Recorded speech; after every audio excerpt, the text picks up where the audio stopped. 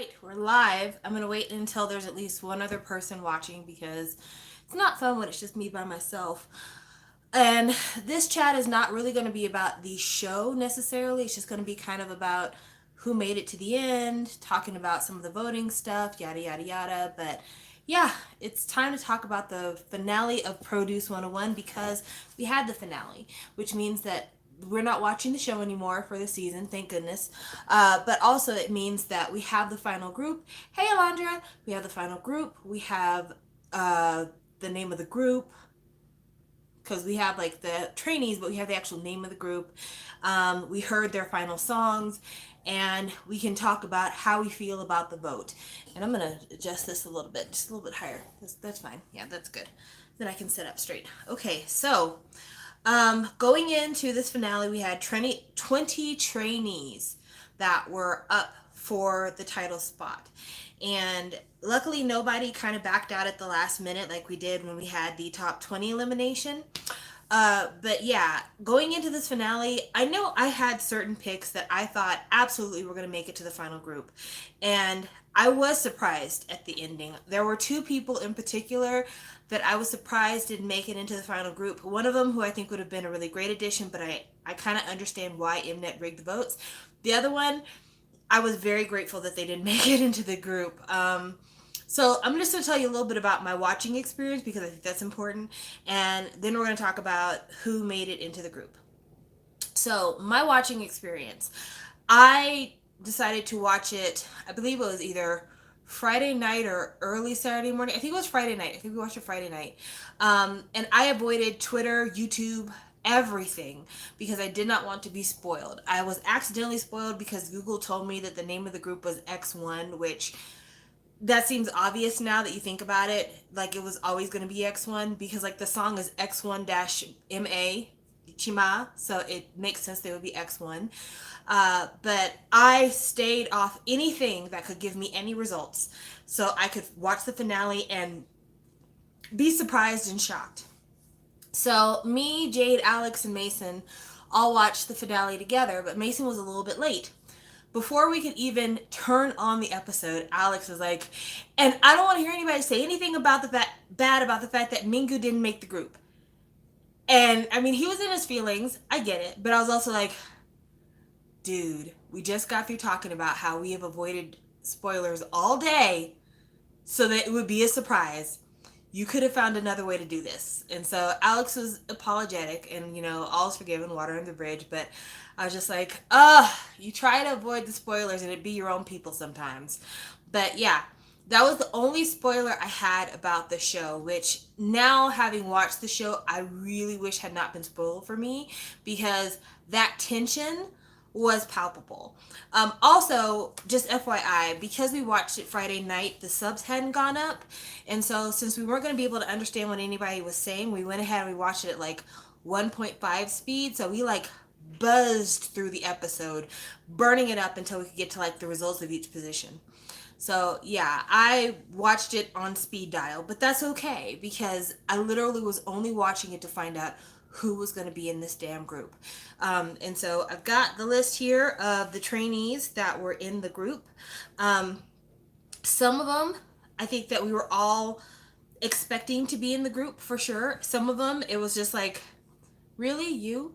But I think overall, based on who made it to the group, we got a really good sample for this. So I'm just going to cut to the chase. I was really afraid that Ming Yue was going to make the group. Like, I felt like it was a certainty because he had charted so high previous weeks that I'm like, even if he doesn't make it in the top 10, he has enough high votes in every other round that he would make it as the ex-trainee. There's no way that he wouldn't make it into the group. And when they were showing all of the auditions for center for the final songs, I was looking at him and I was thinking, this kid's not ready. He absolutely isn't ready to be a center, but he's not ready to be in this group. He's not ready for the rigors of idoldom. He can't catch the choreography. He's stiff when he's choreographed. When he's singing, he has to concentrate too hard. Like, he's he's rough around the edges. Let's put it that way. He is rough around the edges, and unfortunately, they don't have enough time for someone who's rough around the edges. As it stands, they're debuting next month. Next month, the entire group is debuting. And so I just don't think that in a month, Ming Yue could be taught enough for him to be ready for that debut stage, because Produce has been going on now for what, almost 3 months, and he's almost at the same stage when it comes to dancing as he was when he auditioned. So no, I just don't think that there's any way that he would have been ready to debut, and I think that MNET saw that and they manipulated the votes accordingly. But yeah, so we're going down to the votes here. I'm gonna save the ex-trainee for last. Hey Jade, but number 10 was Kong Mini from Starship. I'll be quite honest with you, I have no feelings about this kid. I barely remembered he's on this show. And when they announced him as the number 10 trainee, I'm like, I assume I've heard that name before, but I don't really know if I have. I recognize his face. I recognize his face because he has a cute little boy face. Yeah, they're debuting in August. So I recognized his face, so that's how I knew who he was. But outside of recognizing his face, I don't remember any of his performances. I don't remember any big moments for him on the show. Like, nothing about him stood out to me. So I was like, okay, well, there's always those ones that you don't know because you don't follow them. So I didn't have any hard feelings about it. I just thought it was just weird that he didn't have that much of a presence. And considering who almost made it into the group, this kid making it in is extremely surprising. Okay, so next we had Cha Jin-oh, which I had predicted that Cha Jin-oh was going to make the group. He is the guy who looks like L from Infinite, well, Myung-soo Jr. I knew he was going to make the group. I knew he was going to make the group because his friendship with Johan has been a big selling point for him on the show. Out of all of the Ulam trainees, he was the one most recognized by anybody. He was definitely given more storyline than anybody else. And I don't know, I feel like in terms of talent, he has talent. My main complaint has been and will be for a long time, his face does not show his expression.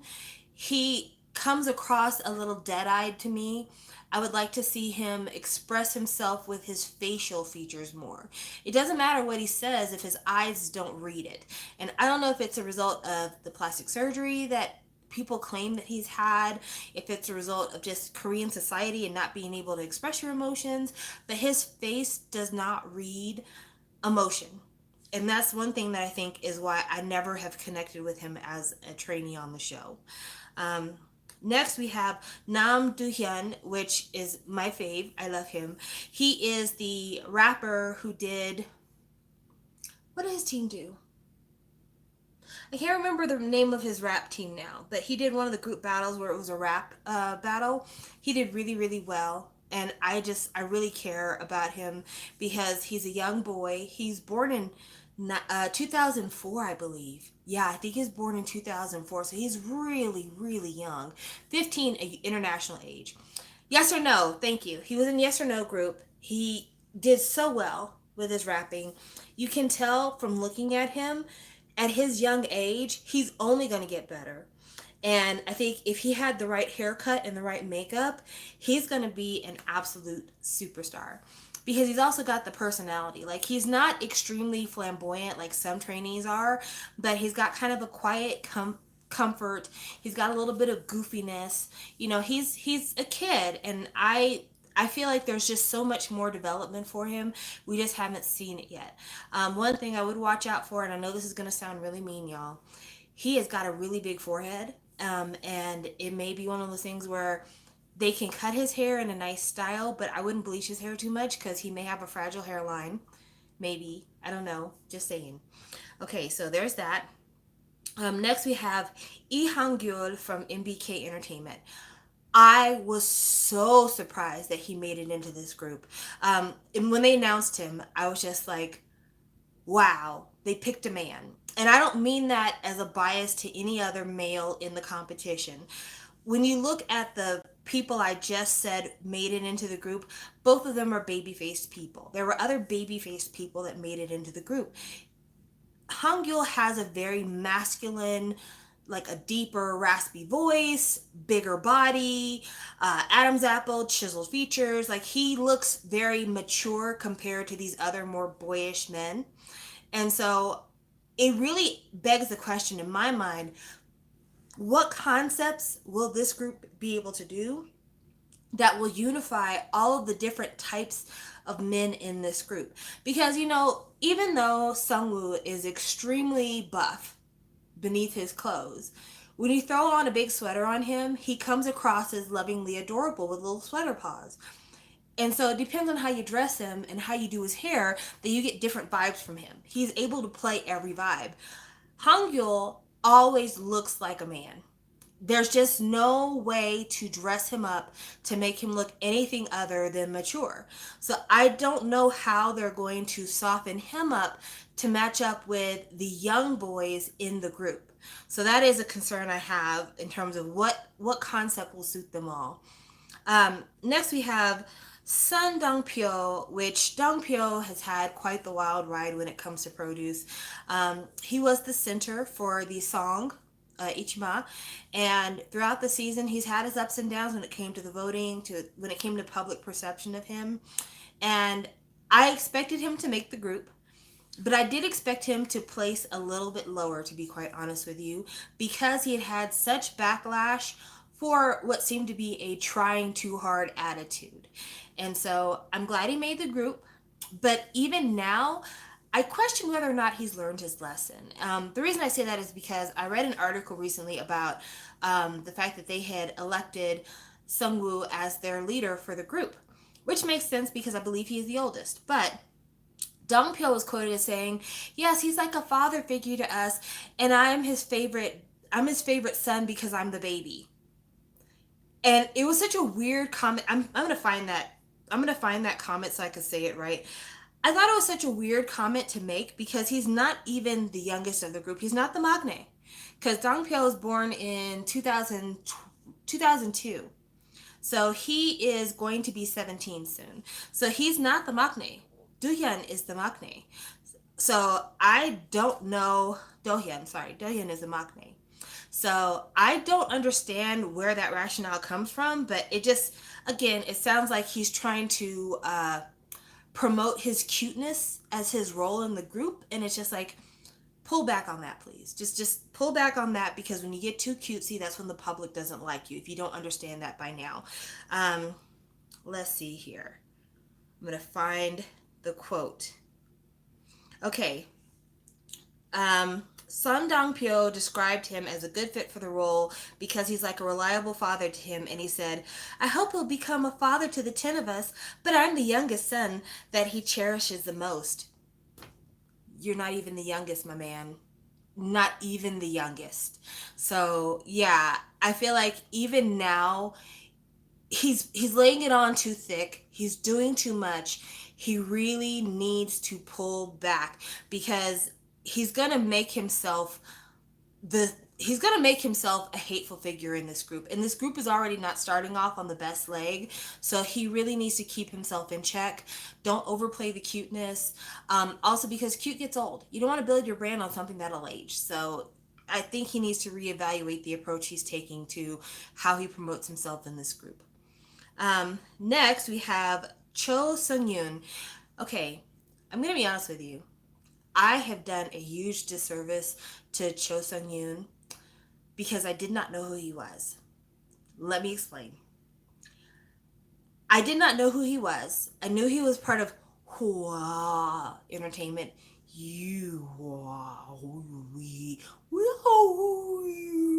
I sound like Dory trying to talk to whales. Anyway, he's a part of that company. But I didn't know anything about groups he came from, anything like that, even though somebody said, yeah, he's debuted before. Apparently, I believe he was with Unique, I think was the group he was with.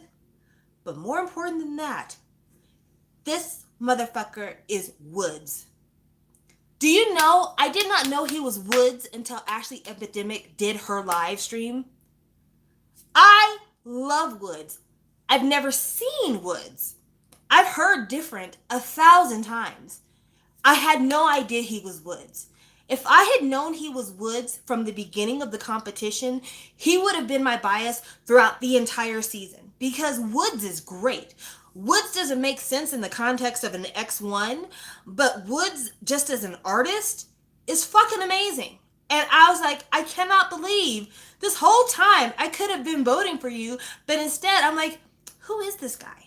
I have no idea who this guy is. Yeah, so thank you, Ashley, for letting me know. I had no idea. And so because of that, this is a victory for all of us who like K-hip hop and K-R&B. Because, yeah, he's Woods. He's Woods, which is another reason why I wish they would let people be on the show with their stage name. I know. They don't want to do that because they're trainees and trainees don't have stage names. Fuck all that noise. You should let people use their stage name so people know who the fuck they are. Because had I known he was Woods, there's just so much more. There's just so much more. So I'm glad he got in the group. It's a victory for me, but at the same time, I feel very upset that you denied me the opportunity to love him on a deeper level because I totally would have. Okay, so let's keep going. Next, we have one of our babies from the very beginning of the season. We have cute little Hyung Gil, also known as Smile Now, Cry Later. He earned that nickname fair and square at the beginning of the season for crying his way through his coaching session in the F class. And I'll be honest about him. I know why he made the group. Because he has a very pretty face. I'm not going to say feminine. Feminine is not the word. His face is pretty like children are pretty. Like when you look at young children and their eyes are big and their skin is soft and they have that kind of like life hasn't hurt me yet look, that's the look that this child has. And that's why whenever you see him cry, you feel bad for him because he really looks like the world betrayed him. And I get why the public would want to protect that look because we protect children and babies. But I don't know how that look's going to necessarily age. I don't know if that's going to get on my nerves soon. And I did not expect him to debut at number 4 for sure. Like, that feels to me like a really high placement for a guy whose only discernible skill thus far to me is his ability to dance. Singing wise, I can't say he's done that much. Rap wise, I can't say he's done that much. He's very quick to learn choreography. That's a fact. But outside of that, like he has one look. Even when he tries to be sexy, it doesn't work because he looks like a baby. So again, how a guy like him and a guy like Hyung Gil can be in the same group, I don't know. I do not know. So we'll see if they have a concept that's a uniter. Next we have Han Sung-un at number 3. And I think we all anticipated him being there. We're all glad that he made it as high as he did. We all want to see more of his sexy clavicle tattoo. We're just all rooting for him in every way and hoping that a strong wind blows away his shirt. I think he's great for this group. The only thing that was discussed between me and the group that I watched the show with was how are they going to handle his enlistment? I mean, obviously they're going to wait until it's time for his group promotions for him to enlist. Like MNET's no fool. The first 2.5 years of the contract, he ain't going nowhere. They're going to make sure he doesn't enlist until his 2.5 of dual promotion. And even then that might not happen. They might try to push it until like the very end. I think it'd be stupid for them to do that because I think that X1 should have their final album be an album with everybody. But yeah, they're going to take his group time as being his time to be an enlistment because he's 25 right now. But I think that he just has that unifying presence that makes everything else in this group make sense. Like when it comes to the really super young guys, he can still be on the same stage with them. If it's time to do a sexy concept, he can do that as well. Like he's a chameleon when it comes to his ability to mold himself to any concept put forward. Because if it's time to be cute, he just has to throw his bangs in front of his eyes and there he goes. So I just think that he's perfect. I think he's beautiful. I don't know anything about his personality, but I could look at him all day long, and that is good for me because now I have at least 2 pieces of eye candy in this group. Number 2, the battle between number 1 and number 2, I'll be honest with you, I really wanted a certain person to win number 1. So when the announcement came down, not gonna lie, I hollered. I hollered really loud because I was so glad that the Nation Center is going to be my fave. So that goes to reason that number two is Kim Lucic from Top Media. And Lucic was somebody that, I'll be honest about him as well. I can't say that he necessarily stood out to me throughout the course of the season. And in a lot of ways, him and Smile Now, Cry Later really remind me of each other in that he comes across as very fragile. Now, I didn't know much about his history with Uptension.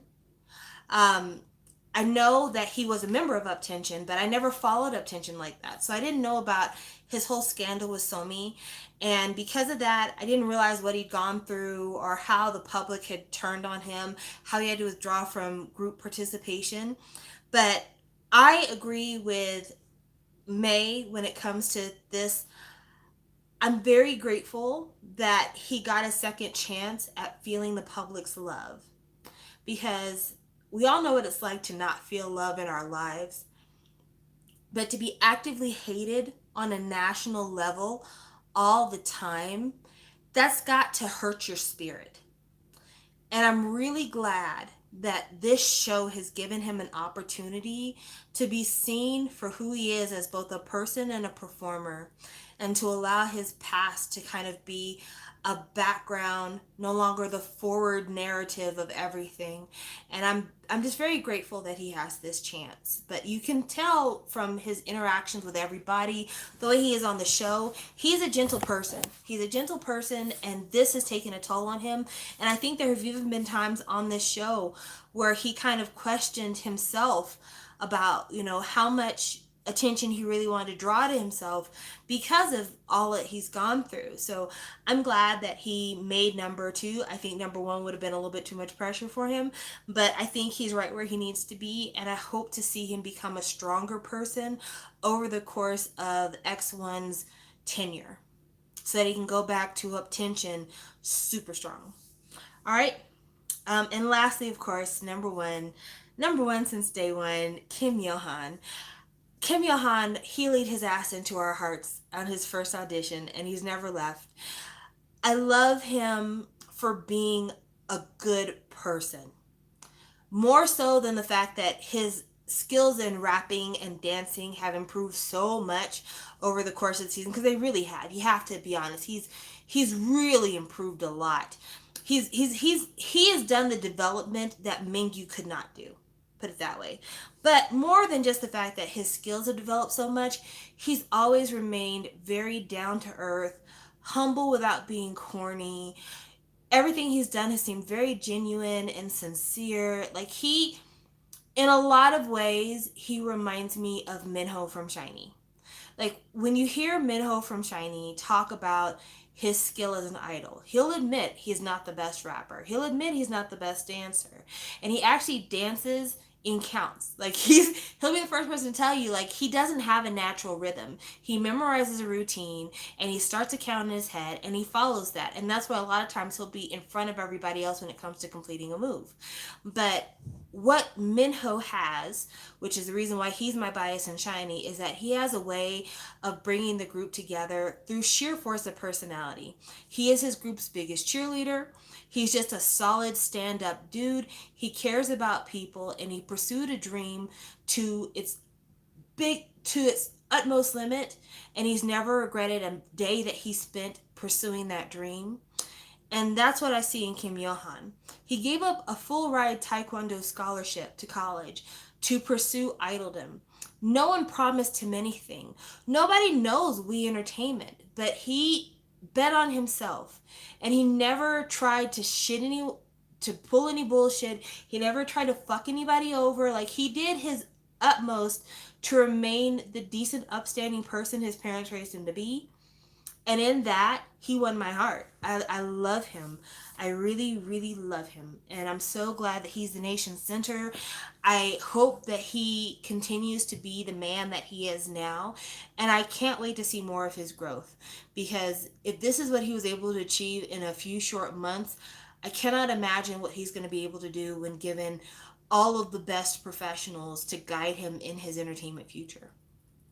And then lastly, we have to talk about the ex-trainee because To be honest, the ex-trainee, it was tough. So they got down to the last four, and it was between Jin Hyuk, which we were all surprised that he didn't make it into the group because his rankings had been going so high towards the end. Koo Jung Mo from Starship, Kim Min Kyu from Jellyfish, and Lee Eun Sang from Brand New Music. Already, we're all confused because what the hell is Jin Hyuk doing down there? And even the trainees 1 through 10 were like, when are they going to call Jin Hyuk's name? Then Ming Yue. No one really said, when are they going to call Ming Yue? But by the time it was obvious that there were only about 3 people left and that third person was Sung Woo, it was like, okay, where the hell is Ming Yue's name going to be? Because he's not going to be 1 or 2. Because the people vying for 1 and 2 were unstoppable. So to see him down there is surprising. Koo Jung Mo wasn't too surprised about because while he was good, he didn't really have as much presence as some of the other trainees. But then Lee Eun Sang, I know he's not everybody's favorite. I like him. I think he is a lovable airhead. And I love me a lovable airhead. But he wasn't a lot of people's faves. But we expected him, if he was going to debut, to not debut as an ex-trainee, but to debut a little bit higher because he had been consistently doing well when it came to the rankings. So they announced who came in 14th place. 14th place was Jin Hyuk. Now, it kind of makes sense when you look at his ranking throughout the season. Throughout the season, Jin Hyuk was kind of low. And then the turtle ship performance really turned things around for him. But if you do combine votes throughout the entire season, probably it wasn't enough. And that's fair. Same thing with Koo Jung Mo. If you go through votes throughout the season, it would make sense that he wouldn't make it in. Ming Yue and Lee Eun Sang, that makes no sense. Yes, Eun Sang had been pretty high for most of the season. Ming Yue has been 1 or 2 before. Like, he stayed in the top 10 most of the time. It doesn't make any sense that he wouldn't be the ex-trainee. And that's not even because I have a strong desire to see him in this group. If anything, I'm glad it was Isung and not Ming Yue, because Isung at least seems like he can contribute something performance-wise to this group. But Ming Yue not making it really does make it seem like MNET was playing with the votes.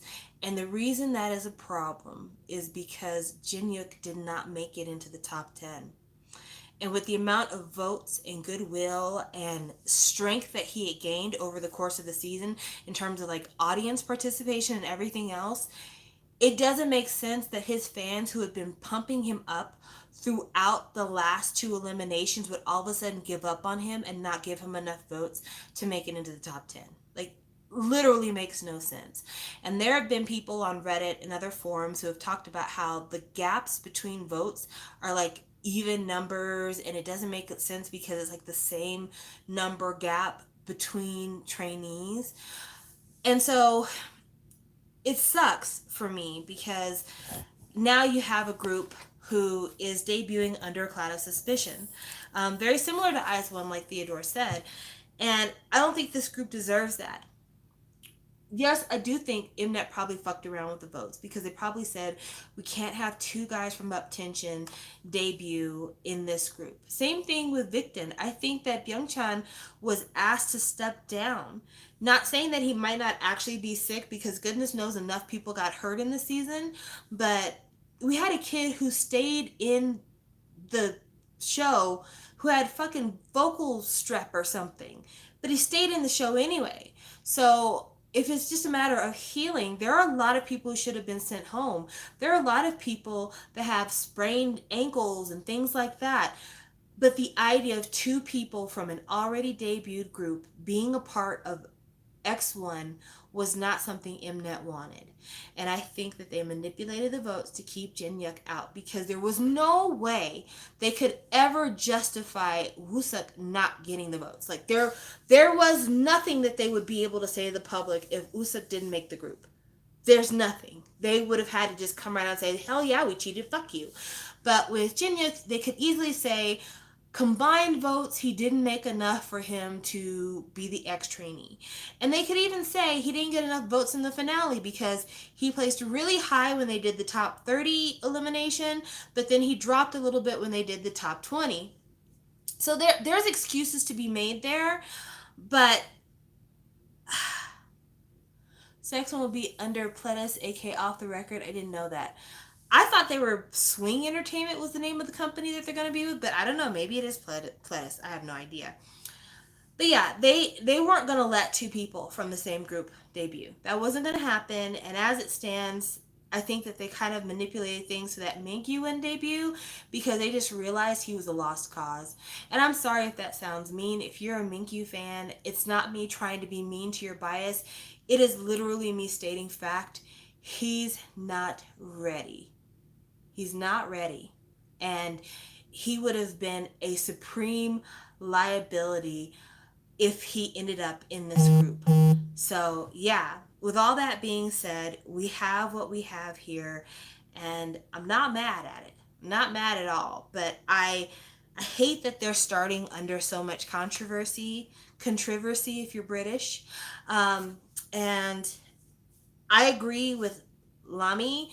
I really hope that as everybody who didn't make it into the group debuts, that they'll see support for their actions.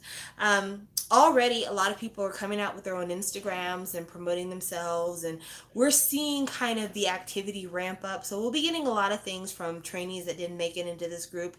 Did you guys know that Peak is already a singer? I did not know that until I read this one Sumpy article. He's already a singer in Thailand, and he's about to star in a drama, which, based on his face, makes absolute fucking sense. Thank God, because he's so fine. Suwon, it is my earnest hope that he will be asked to join my team because my team actually lost a member. So it would be nice if they decide to fill in that gap with Suwon because he's so perfect and people want him and Yuvin's friendship to be broadcast on television forever.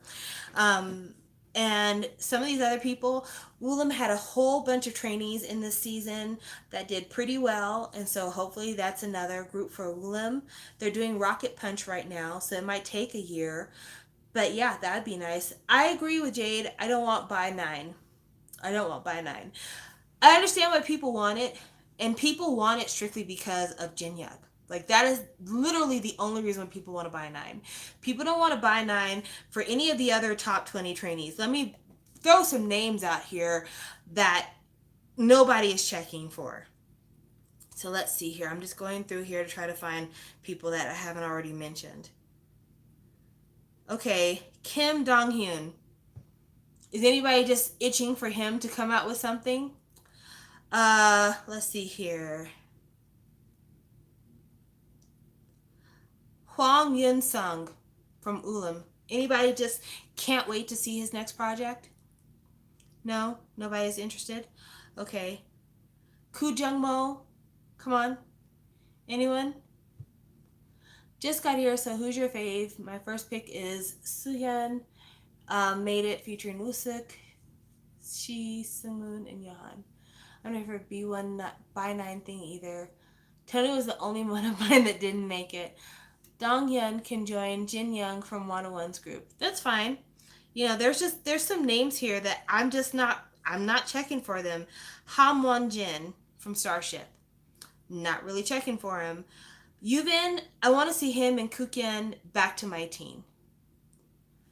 And Tony, I didn't expect Tony to make the final group. If Tony had made the final group, I would have been shocked. And that was kind of the joke in my circle of people. It was like, fucking Tony's gonna make it because he always manages to make it just when you think they counted him out. But Tony, I'm not really itching to see him in a group, even though, have you guys seen his promo picture for Produce? Whoever the Photoshop gods are, they fixed him up. He looks amazing in his promotional picture. Sorry, just FYI. Lee Si-jin from IME Korea. I mean, it's just... There's a lot of people that would be in this by 9 group that I give two shits about. Like, there's some people I'm checking for, but there's a whole bunch more that I would not want to pay to hear anything from them. So I think you can throw that out the trash. I think we might as well just go ahead and see what Uptension's going to do. Send Ming Yue back to Jellyfish and have them promote his acting career, because this idol thing is not for him. But acting, on the other hand, that's the only reason why he got votes, is because of his face. When he first walked onto the set during his audition, the first thing the judges said was, "Wow, look at his face on the monitor." So, that's why I'm saying, just let him do what he's good at. Quit trying to make him good at something that he has absolutely no aptitude for. I was asked who my biases were that made it into the group. Obviously, Sungwoo was on the top of my list because he's so fucking fine. Johan, top of my list because he's just a great person and I want to see more from him. And trying to think, is there anybody else that I was like, actually, you know what? Unsang, I was really glad made the group because I see a fire in his eye. Maybe it's because of the shape of his eyebrows. That could very well be the case. But I just see something in his eyes that makes me think that he's going to push himself to be a much better performer than he currently is. And he's on his path to being the greatest he that he can be. So I want to see him. Also, I think he's going to be hilarious when it comes to variety because he's so fucking dumb. And I mean that in the nicest way. Like, he's so ditzy. He's so ditzy. He's going to be so, yes, the redhead. He's going to be so funny. But like, when you see him dance and you see him performing, you can tell that this kid's not going to stop. Like, he's not going to be happy being mediocre. And that's why every time they asked who wants to be center, he always raised his hand. Not even because he necessarily believed that he was made to be center, but just because he's like, I have to try. I have to try. And that leads me to the one thing that I don't ever want to hear again under a single season of Produce as long as I live. I don't want to hear the argument of, oh, but he works so hard.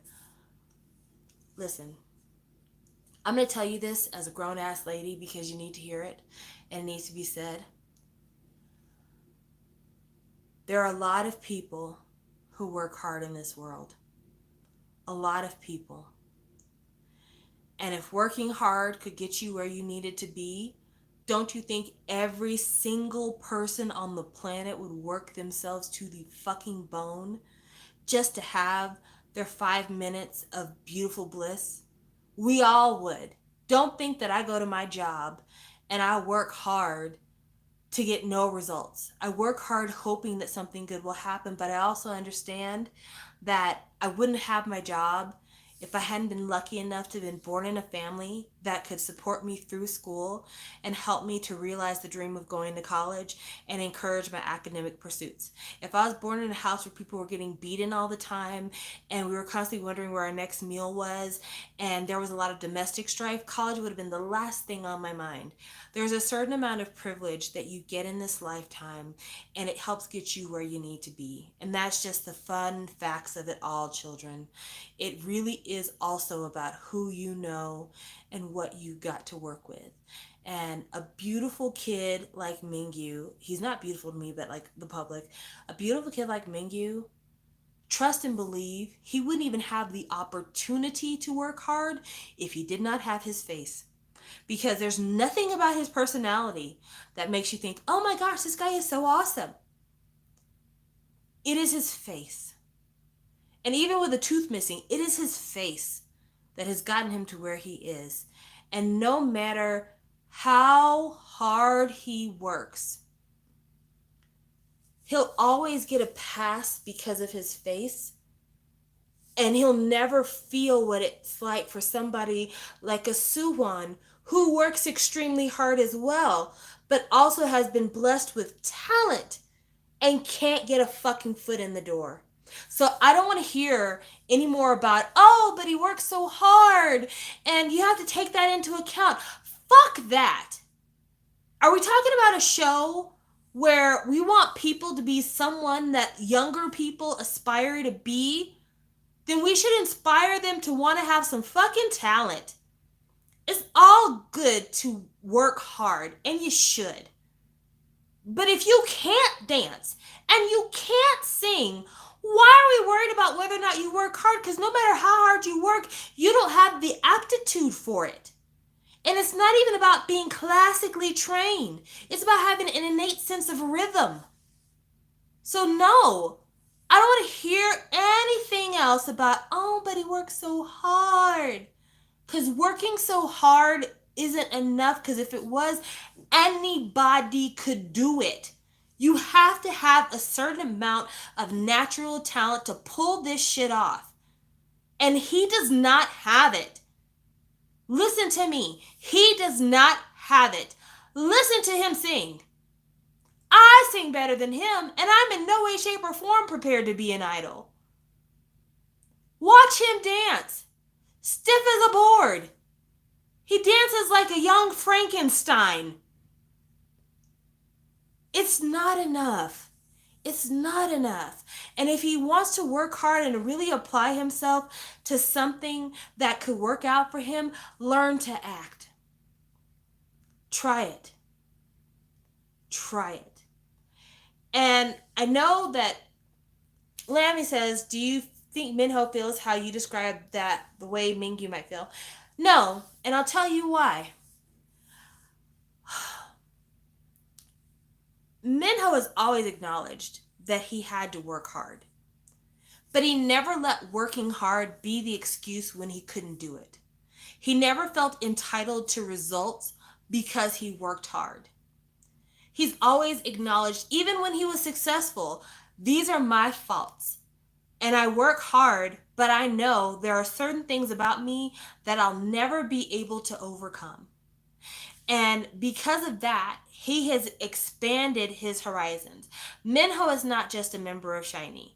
Minho is also a model. He also has put his hand into acting. He also does variety stuff. Like, he expanded his skill set. Minho gets on Variety not because he's beautiful. He gets on Variety because he's fucking funny. He's funny and he's entertaining, and he tries really hard on the things that he does. But he understands where his efforts to try hard will produce fruit and where they won't. So he doesn't try very hard to be a main vocalist in SHINee. But he tries very hard to keep up with the dances. And he tries very hard to do his best on Idol Olympics. And he tries very hard to be funny on Variety. Apply yourself in the areas that best fit your life. That's what this boy has to learn. And y'all were talking about Hyewon, and she's a perfect example of where trying hard means nothing. Not only that, but that bitch don't even try hard. And don't tell me she does. Because when I watched that season, there were so many times when people had to tell her, well, this is how this works. Really? The only person lazier than her was probably Airy. And Airy needed a whooping, honestly. She was too fucking young. But yeah, Hyewon always was just like, huh, okay. I guess I'll just need to look cute then. So yeah, I just fucking hell. Fucking hell. Theodore asked, who was my favorite in Produce 48? My favorite in Produce 48 didn't make the group. It was Ming Yue. I loved Ming Yue. I thought Gan was good too, but I think she had the same problem that we're seeing in this group. She didn't fit the image of what Korea wanted IZ*ONE to be. Hey, Sophia. But yeah, Ming Yue is my fave. I don't know what they have her doing at Mystic right now. I hope that they come up with something while the public still gives a fuck. But yeah, Ming Yue was my fave. I wanted things to work out for her, and I was heartbroken that they didn't. Oh, and Johan. Johan from Cube. That still hurts my heart. It still hurts my heart that nothing has happened to Johan since that group, since IZ*ONE debuted and all that stuff happened. Like, I haven't seen a new picture of her. I don't know if she's still with Cube. I've seen nothing on social media for her. If anyone knows the whereabouts of young Johan, please let me know.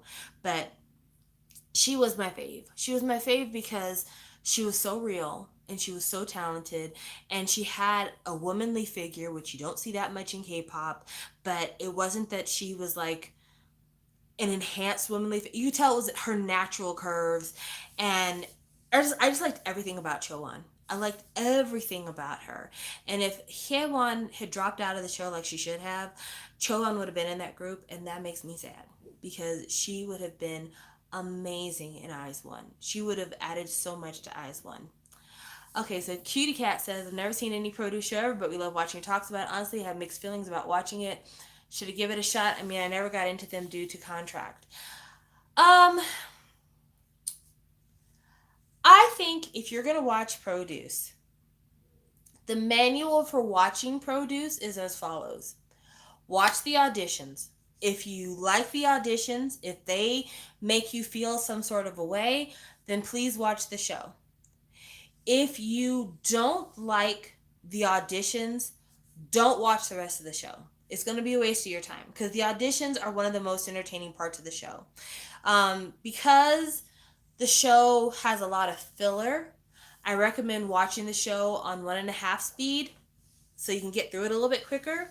And if you're watching the show and you're not really concerned about the voting, skip the elimination episodes. Skip them. You don't need them. But yeah, if you're gonna go back and watch the show, that's how I would do that. But don't feel like you have to. But as it stands, next weekend I'm gonna start watching season 1 of Produce over again to prepare myself for the IOI comeback. So that'll be a thing, and I might talk about it in video so you can get my thoughts on IOI from start to debut. And then let's see. Theodore says Airy is in a new group, UHSN, and most of the girls are from America. Okay, so Airy is a part of a show that brings foreign girls to Korea to experience. Yeah, the comeback has been confirmed, and I think it's October. I think it's confirmed for October. It's a bunch of girls from all around the world that come to Korea to study culture, but really it's just an excuse for them to try to promote themselves, to try to get into K-pop. Airy, I hate. I don't know what she's like on this show because I refuse to watch because there's a bunch of bonehead airhead girls on there. But Airy on Produce made me so mad, and it made me more mad that Airy was like that. Because I'm a mom of a child around Airy's age, and kshow123.net. That's where you watch it. K like Korea, show like television show, 123 like the numbers, the number 1, the number 2, the number 3, .net, N-E-T, like internet. That's where you watch it at.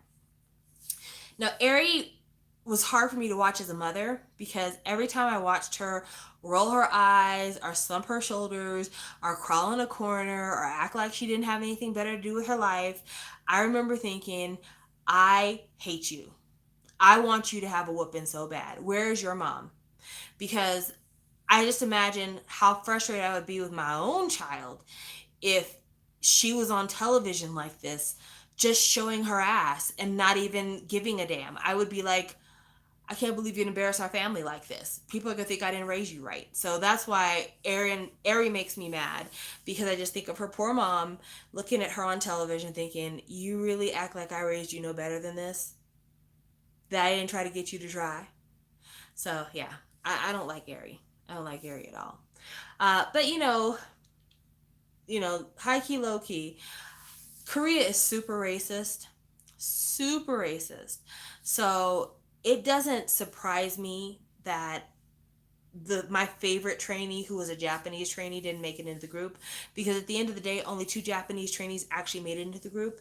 They made the voting very difficult for Japanese people to be involved. So yeah, not surprised at all. And I know a lot of you are like, Samantha, why would you say Korea's racist? That's not nice. You're racist.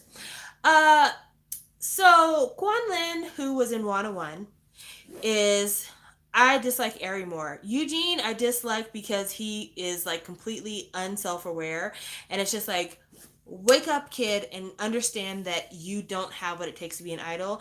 Airy, on the other hand, didn't even try. Eugene actually did try, and you could see when he redid Ichima that he has improved somewhat, but Airy is just like, whatever, I'm cute. Why should I have to try? Fuck that kid. Anyway, back to what I was saying. Quan Lin, who is with 101, is trying to dissolve his contract with Cube. And I went on Netizen Buzz to see the headlines because I was still waiting to see if anybody had anything to say about the fact that Samuel's father was murdered. Apparently, Korea could give a fuck. But the article for Quan Lin, if you could do me a favor, go to Netizen Buzz. I'm gonna go ahead and open my laptop here so I can read some of these comments so you can see why I say that Korea is racist. But Netizen Buzz also features like the ugliest comments in Korea, so I don't know if you can take it for face value. Quan Lin from Cube is trying to have his contract dissolved because Cube hasn't been treating him right. Like, just to be quite honest with you, that they've treated him really, really poorly, and because of that, he wants to get out. And a lot of fans have made note about the fact. Yes, oh my gosh, Tony, you didn't know that? Okay, so Anthony, last week, Samuel Kim's father, I guess he has a home in Mexico. He was found in his home murdered. They haven't said how it happened. They seem to be hinting that it was like a home invasion gone wrong, but there haven't been any solid leads about how it happened. But Sammy's only 17, and that's a lot. That is a lot to have happen. So yeah, I pray for him. I pray for his family. I pray for his little sister.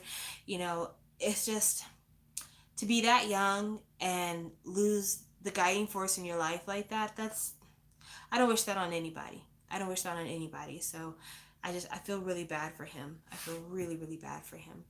But I went on Naver just to see if like maybe Netizen Buzz hasn't been checking, but no.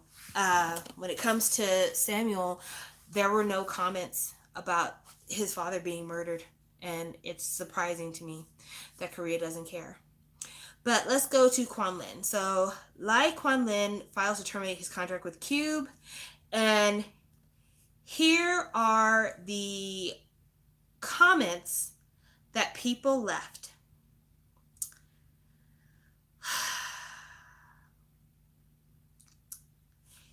Okay. I'm getting past the nice ones. So there are a couple of nice ones here. But this is where things turn. This comment had 823 pluses and 39 minuses. So this is a very popular comment. So, ... he's Chinese. And even if Cube is the problem, why would any of Cube's current artists stay there is in such a problematic agency? Because they're fools. This is why I hate Chinese or Japanese kids debuting in our country. Next one, plus 65 minus 10. This is why I never vote for the Chinese trainees on survival shows. They're the best at backstabbing you like this. They get the top star treatment back in China after they debut in Korea, so they backstab you and run. Every Chinese idol who debuted in Korea first has gone on the run. Don't vote for them ever. Next one. This one has plus 59 minus 20. That backstabbing. Next one, plus 35 minus 4. I knew that this would happen. They steal all the Korean idol training tactics and then head straight back to China once they're popular enough. Work less, earn more. Better than being forced to dance without sleep. They don't even have to feel sorry to our country since it's not their country anyway. Plus 25 minus 9. Once again, a reminder to pass on the Chinese trainees. Plus 36 minus 6. Chinese kids are amazing. They come here with nothing but a face, knowing how to do nothing except some basic dance moves, and go straight on the run once they get famous enough. This one was plus 955 minus 57. When they're rookies, they all act like they're willing to go through any type of suffering as long as they get to debut. And yet, if they don't make it, the agency is the one who has to suffer all the investment losses. And if they do make it, they all sue their agencies for unfair contracts. What are you supposed to do anymore?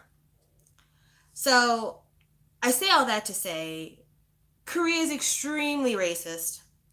And because of that, I'm not surprised that Ming Yue hasn't debuted yet. I'm not surprised that there's only 2 Japanese trainees that are on Eyes One.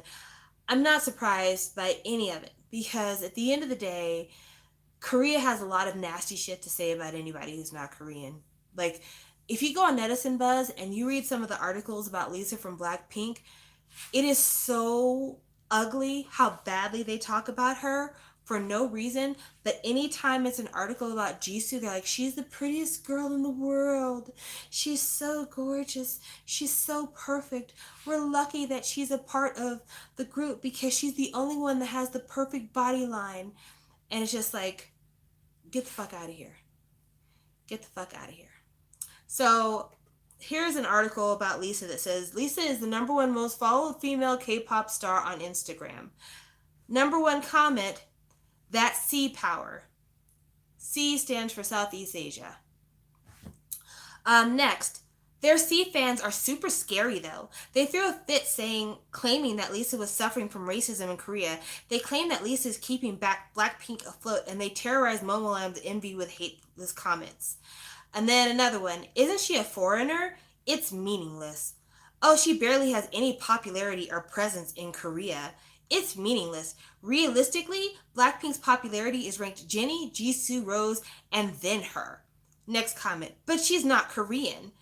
Next comment, she looks super C without makeup. Look at those C fans are super united.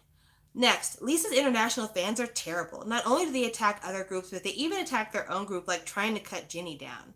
But Lisa isn't Korean. C has always been stronger than SNS because they have such a large population. Like, you can't win if you're not Korean, basically. And even if you are Korean, you can't win if you're a woman. But stuff like that, it just makes it to where I'm not ever surprised when things happen because they're so fucking ugly. They're so fucking ugly when it comes to their commentary. I bet they wouldn't say that to people because we know fists would fly. Well, the thing is, and this is what's so funny to me about this whole situation, is that they're only racist like this with anyone who's not Korean or asterisk white people, particularly white Russian people. So there was this article about this lady who is, she's a model. Her name is Anna something or other. Anna Dostoevsky. I'm sure that's not her name. I cannot remember this lady's name because she's a model. And I don't keep up with models like that anymore. I used to when I was younger, but now I don't ever keep up with models because there's just too many of them. Let's see here. I'm not going to read that article about how much they hate Top. All the articles about how much they hate Top.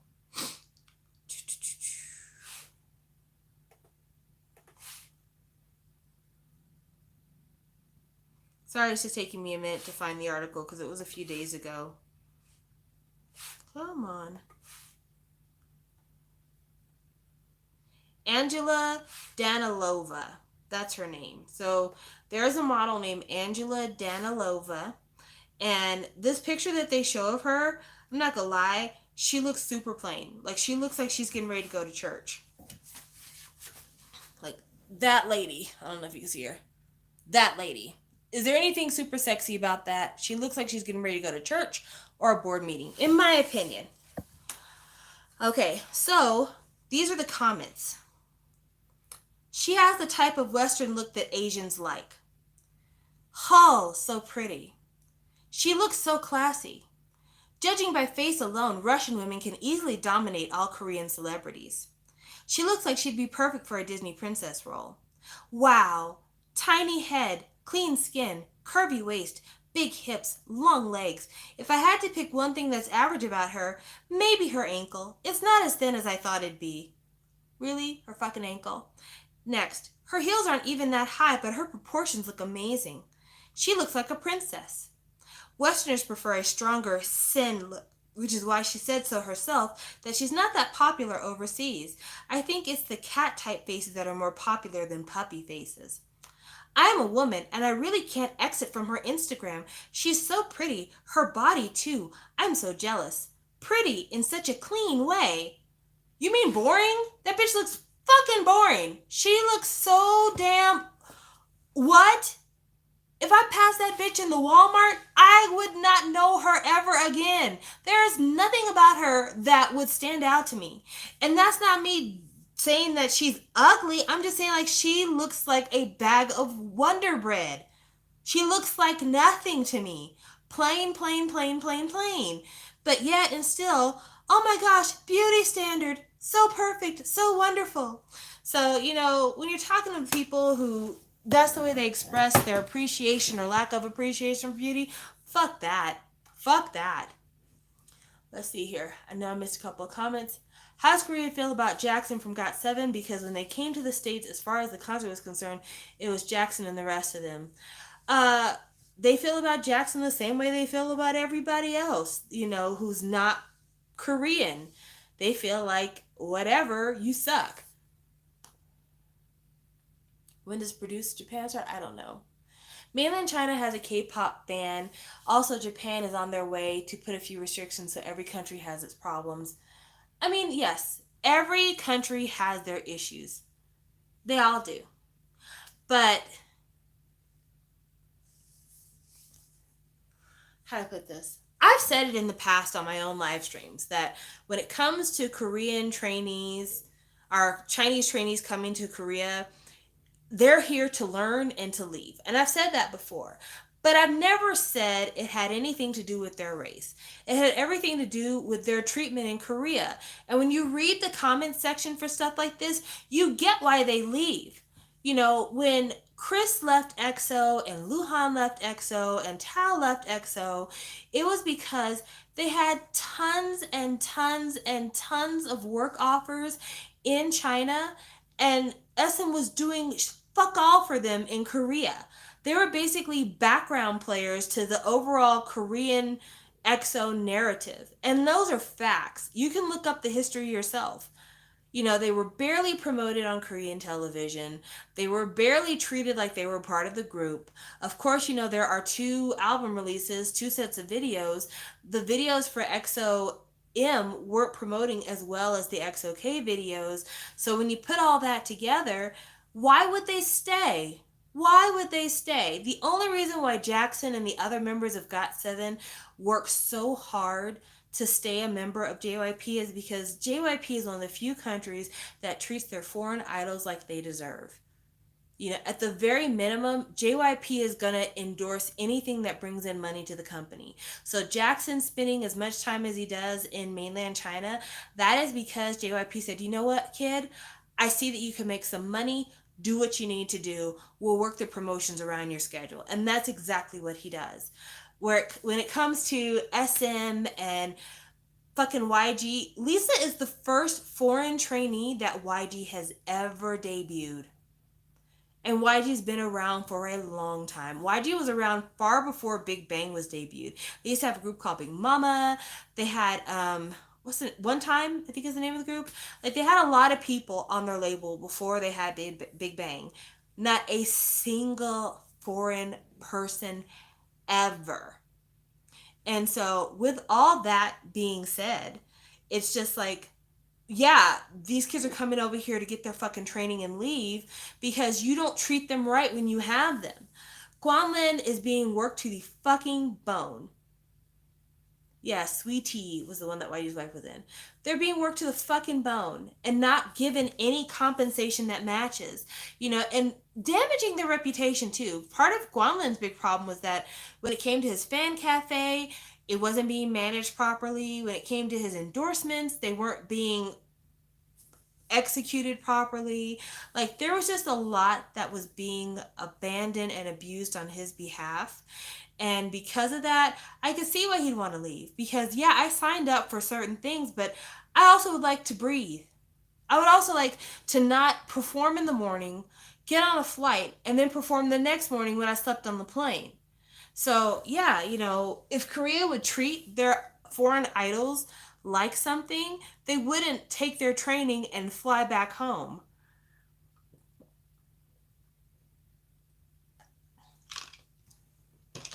So, I don't know. That's just my opinion. I could be wrong. But Produce needs to do better. If it means having no more foreign trainees, then fine, fuck it. Better for them not to be on the show and get abused for what they do than to be on the show and be the fodder for gossip and rumor mongering and everything else.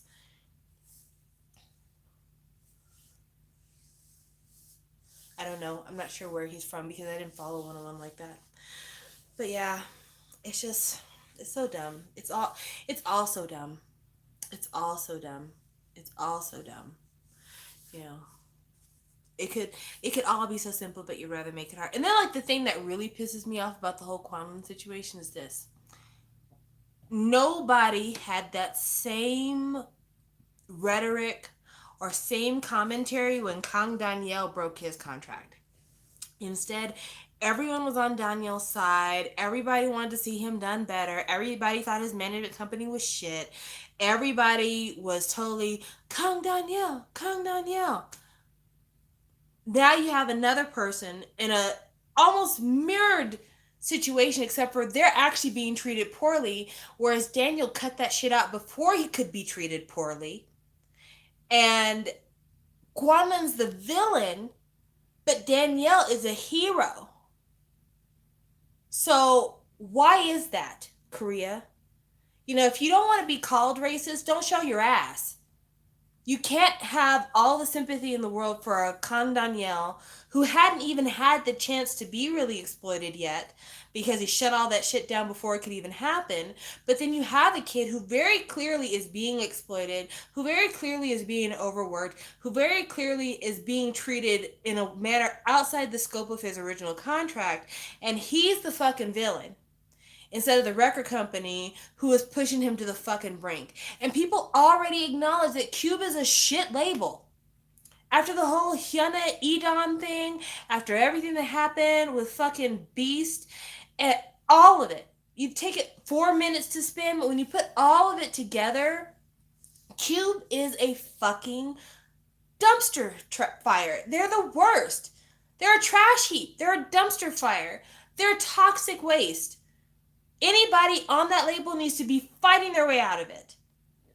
And so, no, I don't feel good about him being there. I do believe him when he says he's being mistreated, and there's nothing Cube can say that could prove me any different. The only thing is, it's going to be really hard for Quan Lin to get out of his Cube contract because Cube is owned by a Chinese company. And if Quan Lin tries to get his way out of that Cube contract, he's going to have a hard time going home because that company is probably going to be able to fuck up his chances at home as well. Do I believe that Lay's going to stay with EXO? I think if Lay re-ups with SM, it's going to be something similar to the way things work right now. Like, in my opinion, it's just going to be more of the same if he re-ups with SM. They're going to SM basically is going to negotiate for any of his Korean releases or any of his US releases, but he won't ever really be a part of EXO full time again. Like, that ship has come and gone. It's sailed away. That's never going to be a reality. What is the name of the Chinese company? Somebody will have to look that up. But Cube got bought by a Chinese company a few years ago. And shortly after Cube got bought, that is when the whole Beast thing came out, where Hyun Sung was trying to leave the group, and then they were going to make a new Beast around him. That's also when the whole 4-minute breakup happened, and they only signed Yana but didn't tell the others they were doing that. Like, all that happened during the time that Cube was bought by this Chinese conglomerate. So it's gonna be rough. It's gonna be real rough. Let's see. Do you think Quan Lin is gonna stay in the Korean music or just go off China? If Quan Lin's smart, he's not staying in Korea, or he might do minimal Korean promotions, but mostly stuff at home, like just enough for him to show his face, maybe do some reappearances with 101, and then skedaddle back to where the real money is, honestly. Like, why would you work in a market that's going to pay you a quarter of what you could get elsewhere? You know, there's certain things we do for fun, but there's other things we do for money, and being an idol is something you do for money. Let's see here. Why is Kang Daniel so popular? Anyway, he was everywhere when I went to Korea. Is it just based on his look? He's talented, don't get me wrong, but not much for a personality he has. Okay, so I don't know anything about Kang Daniel because I didn't watch Produce Season 2 and I didn't follow 101. So I never watched Kang Daniel on Variety. I never watched him on the show. But what I have been told is that he is extremely entertaining to Korean people. Like his variety skill and everything else were the reason why he was the center for 101 and why he was so in demand on variety during the time that 101 was promoting and even afterwards. So I can't tell you why the Korean people feel this way about Kang Daniel because it's not my ministry, obviously, but from what I've been told, his style of variety is extremely appealing to the Korean public, and therefore he does really well with promotions and everything else because he's what they like. I've heard the same thing about Jisung, that Jisung is just like a really fun personality, and that's the reason why he did so well on 101. But I didn't watch the show, so I have no idea. So I'm not a good resource for that. Let's see. All right, guys, so it's been a little over an hour, and I didn't want to be on here too long, but I wanted to wrap up my produce talk because we've watched the season together. I've done numerous reenactments, so I felt like it would only be fair that I finish it off with you guys and give you my final thoughts on the lineup. I will be watching for X1's debut. I will buy their first album because I want to make sure that I give at least a quarter to Johan because he'll be lucky if he gets that much, but I'm going to try. Maybe he'll get 11 cents. But I'm going to try for him because I believe in his talent and I want to support his growth. But outside of him and Sungwoo, oh, and Woods, of course. um, okay, so yeah, CITIS HQ, but NetEase is the company they're collaborating with China. It's basically Chinese money. But yeah, as it stands, I'm gonna support X1. I'm gonna be looking for what they're doing. I'm gonna support anything I can for Suhwan. I'm gonna buy the next My Teen album. I've got Fuzzle coming in the mail soon, so that'll complete my Teen collection because there's only two My Teen albums. But yeah, I mean, I'm here for the people that I loved on the show. I'm glad I met some of the trainees I met, but overall, MNET really needs to sit down with their producers, with some new producers, and they need to come up with a way to keep this show going so that people aren't exhausted, so that these issues of vote manipulation don't come up again, so they can provide some sort of a merit system to justify how people end up in the final group. Yeah, so some of my faves did end up in the group, but yeah, they need to make sure that the show remains fresh. I would love if they did an international produce, but they're not gonna. They're not gonna. You're not gonna have a show with a whole bunch of trainees speaking languages all around the world, all looking different, because the Korean public won't vote for that. So, and I don't know that you can have a show like Produce in America where 100 wannabe artists show up on the show to be in a manufactured group at the end. You know, uh, that might fly in Europe though. That might fly in Europe, but it's not going to happen in America, and Korea's not going to vote for it in Korea. I would like to see Produce Japan though. I don't know if anybody has a link to it, but if they do a Produce Japan and somebody has the watch link so I can watch it, I would love to review Produce Japan. So yeah, give it to me. Give it to me. I will take it. But yeah. So thank you for joining me for this last hour and some change. I appreciate you going through the saga that is Produce because it was tough. It was a slog. But we met some cool people. We had a couple of good experiences. This season has some of the best original music out of any of the Produce seasons, more consistent good songs. And I met a couple people I can follow from here on out. So yeah, I'm happy.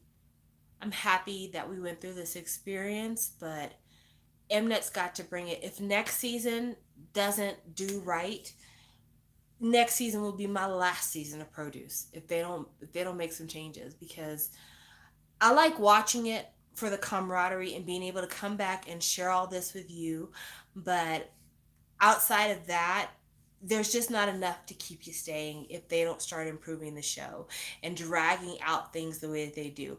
4 hours for a finale, get the fuck out of here. That finale could have lasted for 30 minutes, maybe an hour max. There was not 3 additional hours of footage there.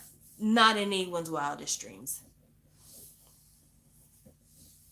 So I don't understand that. As for World Class, I really don't know enough about World Class to talk about it, but Queendom will be a family watch. The family, listen, when Queendom debuts, that is going to be a family watch. Be prepared. Tarian, you need to get in on the group chat for Queendom because that is going to be a family watch. It's Mamamoo, Oh My Girl, Lovelies, AOA, fuck, who else is going to be on there? Park Bomb. Like, so many people are going to be on Queendom. We will be watching as a family. So, G Idol is going to be on there.